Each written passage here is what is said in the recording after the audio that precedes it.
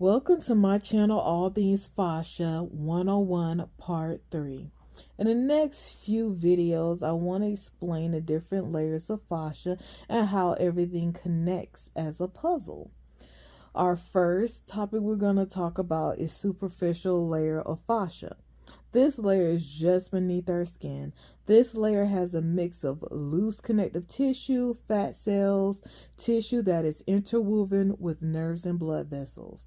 This layer is how we get our senses because of bundled up nerves in the process.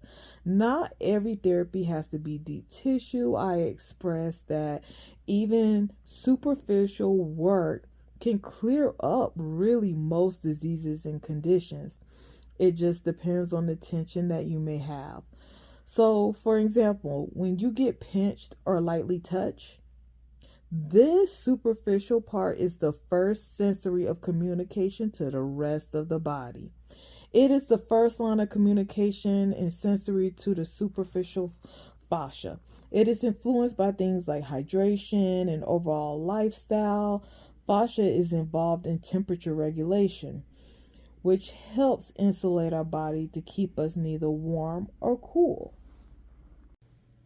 Let's go through some real-world examples of conditions that superficial fascia release or myofascial release can help with. Number 1, cellulite. This is when the connective tissue or fascia creates a dimpled appearance on the skin. Underneath the skin, you have fat cells that are organized in chambers separated by connective tissue bands called septae.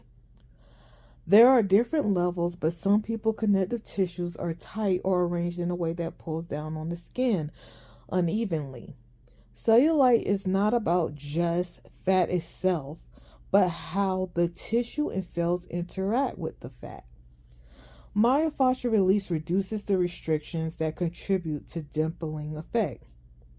When fascia is not smooth or if it's tight, it creates uneven attachments, creating further dimpling effect. Myofascial techniques soften the layers, reducing the pull on the skin, encouraging circulation and oxygen. It is a form of tissue alignment, which smooths out the appearance within time. It improves the flexibility of the skin.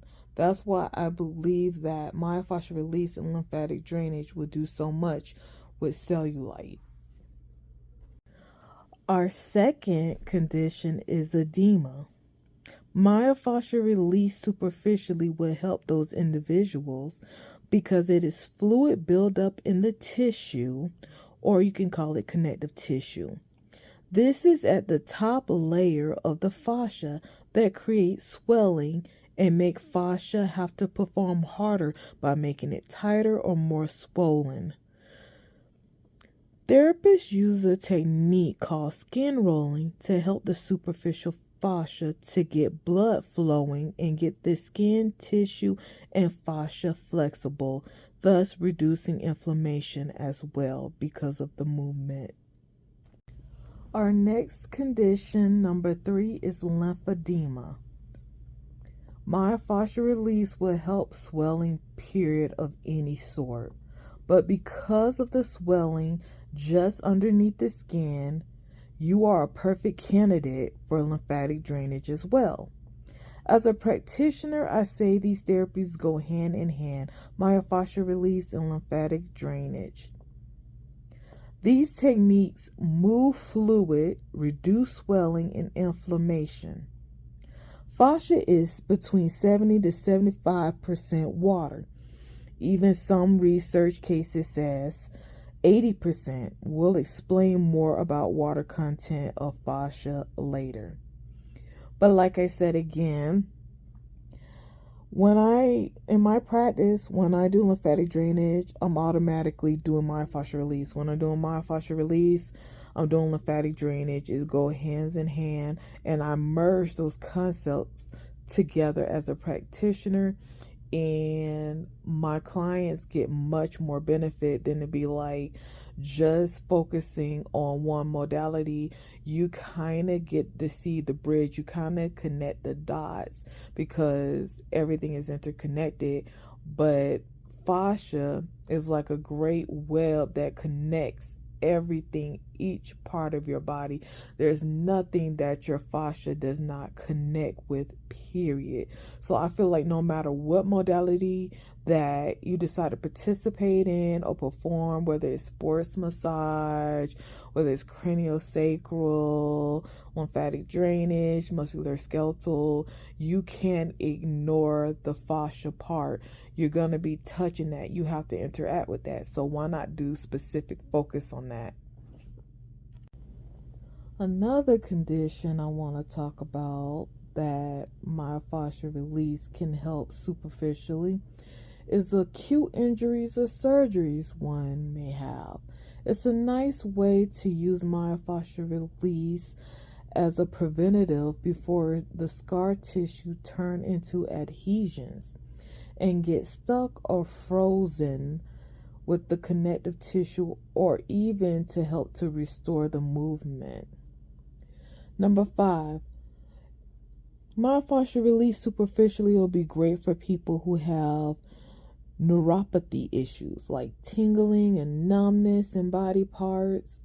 Myofascial release can bring back those sensations and provide comfort to those areas. Number 6, work-related stress or repetitive strain, dealing with posture.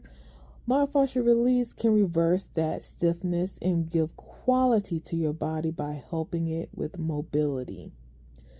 7, plantar fasciitis, where tension to the fascia is underneath the foot through daily life tension.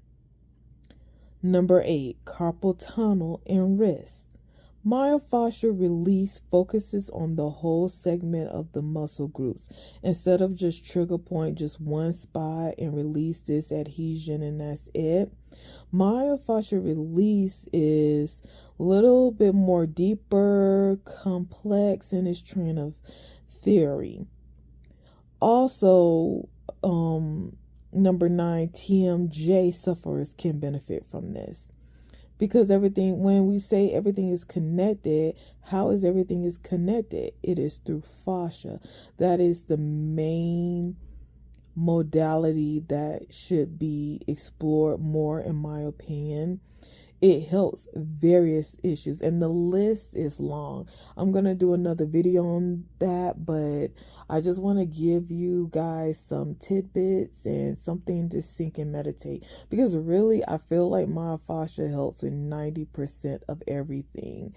And if we can get that part of our body relaxed and supple and flexible and smooth without no adhesions and scar tissue blockages or tension or even tightness, I think that is the true power of health. And I'm going to spend my time in these videos proving why that's why I believe that is so, that I made this such claim and statement.